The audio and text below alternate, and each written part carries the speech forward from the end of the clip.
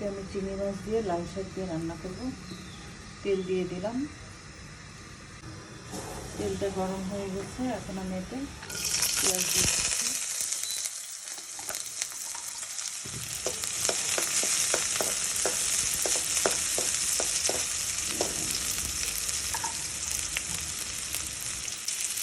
দিয়ে দিলাম লবণ,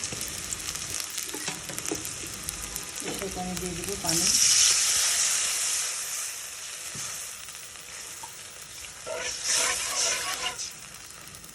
আমি এর মধ্যে মশলা দিয়ে দিচ্ছি, রসুন বাটা, জিরা বাটা,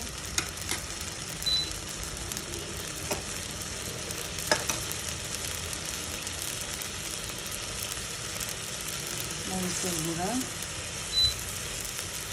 ধনিয়ার গুঁড়া,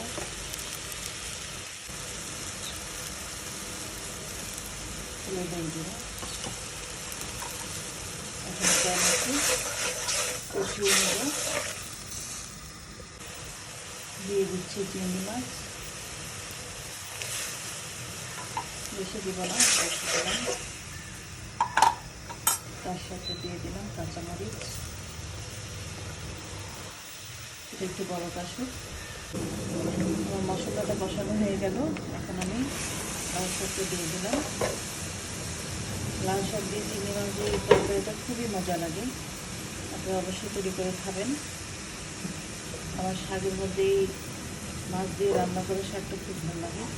আমরা তো ভাজি সাধারণত খেয়ে থাকি, আপনারা একদিন অন্তত করে খাবেন, আমি আশা করি আপনাদের ভালো লাগবে।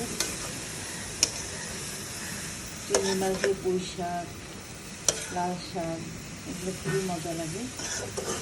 আমি এখন এটা 5 মিনিটের মতো ঢেকে রাখবো। দেওয়ার সাইডে 2-3 মিনিটের মতো ঢেকে রাখলাম। আবার আমি 2-3 মিনিট একটু পানিটা একটু টানাবো। 5 মিনিটের পরে আবার আপনাদের সাথে শেয়ার করছি। দেওয়ার সাইডে আমার শাকের তরকারিটা হয়ে গেল, লাল শাক দিয়ে চিংড়ি মাছ। তাহলে কীভাবে করলাম আপনাদের সাথে শেয়ার করলাম। যদি ভালো লেগে থাকে অবশ্যই একটা লাইক দিবেন, কমেন্টস করবেন, সাবস্ক্রাইব করবেন। তাহলে আজকে এই পর্যন্তই। আল্লাহ হাফেজ।